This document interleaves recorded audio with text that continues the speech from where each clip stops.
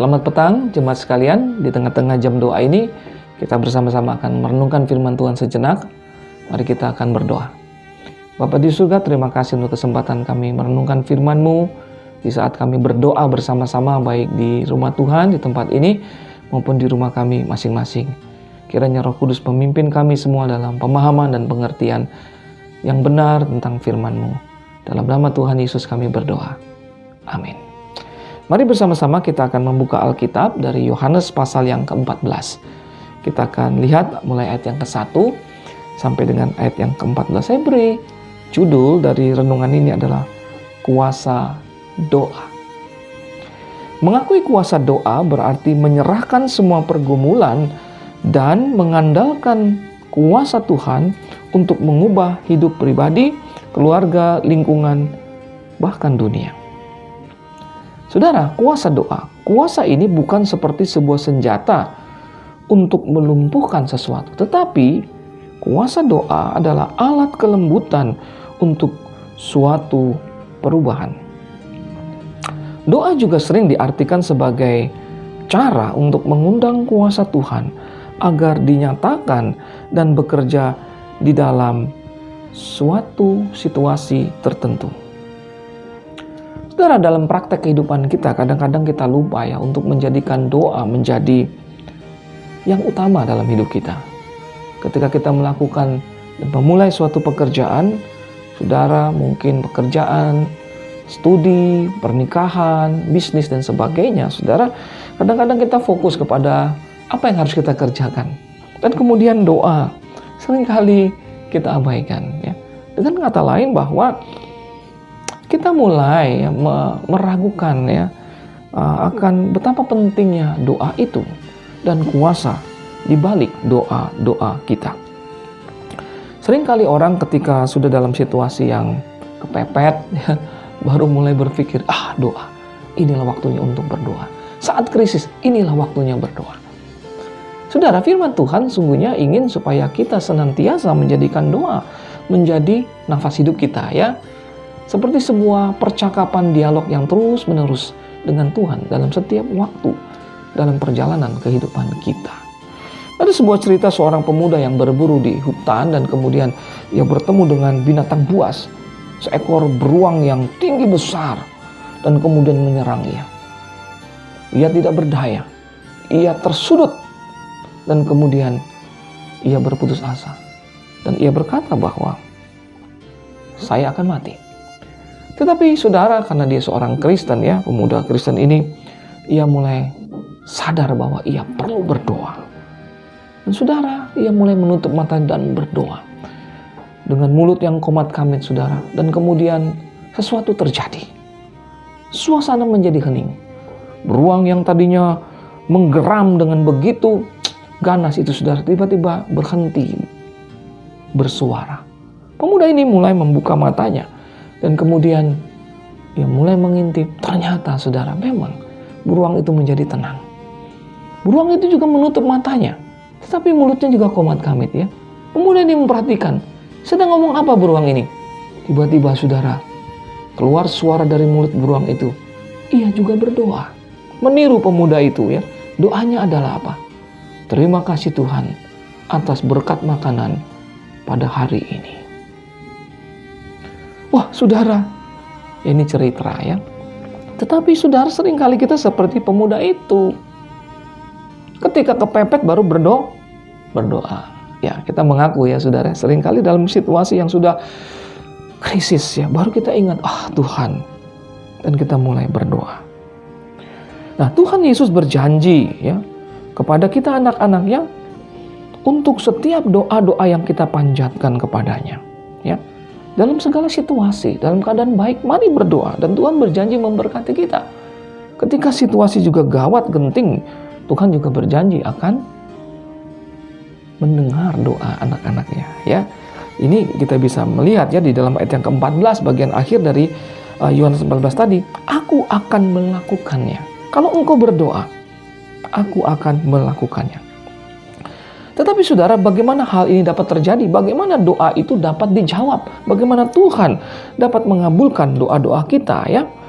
Pada petang ini, Melalui Yohanes 14 ayat 1 sampai 14 ini kita akan melihat saudara ya, ada 3 syarat ya bagi doa yang dikabulkan.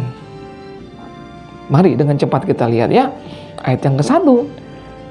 Kebenaran firman Tuhan yang pertama ini dikatakan bahwa kita harus percaya bahwa Yesus dan Bapa adalah satu. Percayalah kepada Allah, ayat itu berbunyi, dan percayalah juga kepada aku, kata Yesus. Saudara, syarat pertama bagaimana doa itu didengar, ya, karena kita berdoa kepada Tuhan, ya, kita tahu bahwa Yesus berkata dalam ayat ini ya, kita harus percaya bahwa Yesus dan Bapa adalah satu. Bapa, siapa Bapa? Allah Bapa. Dia yang menciptakan kita. Dia tahu siapa kita. Dia tahu apa itu kelemahan-kelemahan kita. Saudara, Bapa, Yesus adalah Bapa. Yesus dan Bapa adalah satu. Dia adalah Bapa yang memelihara kita di dalam kasih setia. Bapa bukan saja menciptakan kita, anak-anaknya, tetapi ketika Ia menciptakan, Ia juga menyatakan janji setianya untuk terus memelihara hidup kita dan memperhatikan hidup kita di dalam kasih setianya. Dan tentunya saudara, Bapa mempunyai sifat yang ketiga, yaitu penuh dengan kasih. Ia sungguh mengasihi kita. Ia tahu apa yang kita perlukan dan Dia mau memberi yang terbaik buat kehidupan kita. Yang kedua saudara, rahasia kedua, doa yang berkenan yang didengar oleh Tuhan. Kita harus percaya bahwa semua persoalan dalam hidup kita dapat diselesaikan di dalam Yesus.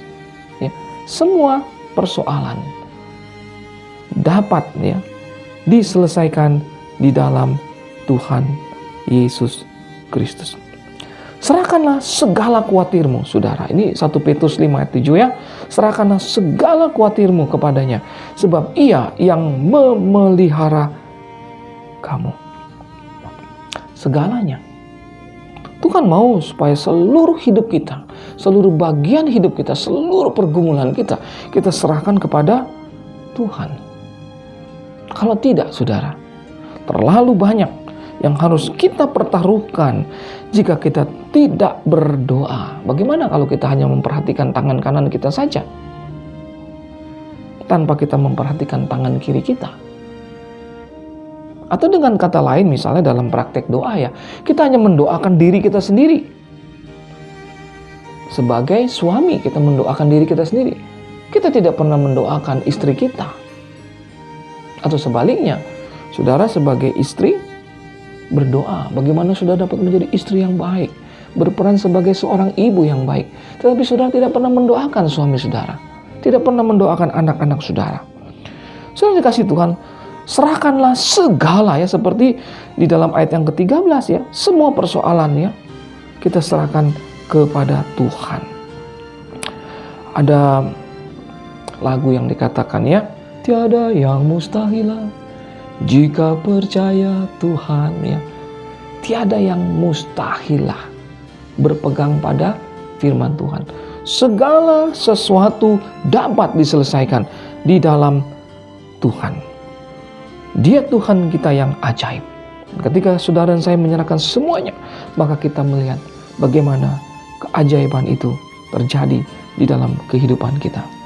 Saudara, yang ketiga, rahasia ketiga bagaimana kita doa kita didengar oleh Tuhan ya. Kita harus percaya bahwa di dalam nama Yesus ada kuasa yang besar ya. Jika engkau berdoa di dalam namaku. Yang kedua tadi, apa saja yang kamu minta ya. Artinya bahwa Tuhan sanggup melakukan segala sesuatu. Yang ketiga saudara, apa saja yang kamu minta di dalam namaku saudara. Wah, ini ada satu rahasia saudara di balik nama Yesus. Nama yang bukan sekedar dipilih. Nama yang datang dari sorga. Di balik kata Yesus itu, saudara, kita tahu ada keselamatan. Di balik nama Yesus ada kuasa yang menyelamatkan. Di balik nama Yesus, benteng-benteng dirobohkan. Kuasa-kuasa kegelapan dipatahkan dan dihancurkan. Dan sudah di dalam nama Yesus, doa-doa saudara dijamin sampai ke sorga. Sampai kepada telinga Bapa kita yang terkasih. Yang ketiga, saudara, kita harus percaya bahwa di dalam nama Yesus ada kuasa yang besar. Seperti dikatakan dalam Matius 28 ayat 18. Yesus mendekati mereka dan berkata, "Kepadaku telah diberikan segala kuasa di sorga dan di bumi." Saudara, di dalam nama Yesus ada kuasa yang besar di sorga dan di bumi. Jadi tidak sembarangan, saudara, atau tidak sia-sia, atau tidak anggap enteng, atau biasa saja ketika kita berdoa dan menutupnya di dalam nama Yesus. Lebih daripada kita berkata di dalam nama Yesus, tetapi saudara, sebelum kita berkata amin, yang kita berkata bahwa iya benar, saya mempercayai, saudara menyebut nama ini. Pertanyaan saya penting pada sore ini, ketika saudara berdoa nanti, apakah saudara sungguh masih meyakini bahwa ketika kita berdoa di dalam nama Yesus, ada sebuah jaminan bahwa Tuhan mendengar doa kita dan Tuhan menjawab doa-doa kita. Saya sampai kepada penutup atau kesimpulan renungan pada petang ini dengan berkata bahwa Tuhan berjanji menjawab doa-doa kita. Tuhan berjanji di dalam Yohanes 14 ini, jika kita percaya bahwa Yesus dan Bapa adalah satu. Kita percaya kepada kuasanya, kepada kebaikannya. Yang kedua, saudara, kita percaya bahwa Yesus sanggup menyelesaikan segala persoalan. Segala persoalan. Jangan pernah berkata, ini persoalan yang berat, dan saudara tidak menyerahkannya kepada Tuhan. Saudara segan berbicara kepadanya, karena saudara merasa bahwa tidak mungkin ini dapat diselesaikan. Percayalah bahwa tidak ada yang mustahil bagi Tuhan. Dan yang ketiga, saudara, rahasia doa yang didengar. Percaya bahwa di dalam nama Yesus ada kuasa yang besar. Ada kuasa di balik nama Yesus itu. Karena nama itu dipilih dari sorga. Inginkah saudara doa-doa saudara didengar oleh Tuhan? Praktekkanlah ketiga hal ini. Kembalilah meyakini bahwa Tuhan berkuasa. Tuhan mengasihi. Dan di dalam namanya ada kuasa yang besar. Mujizat akan terjadi. Yakinlah dan teruslah berdoa. Di balik doa ada kuasa. Amin.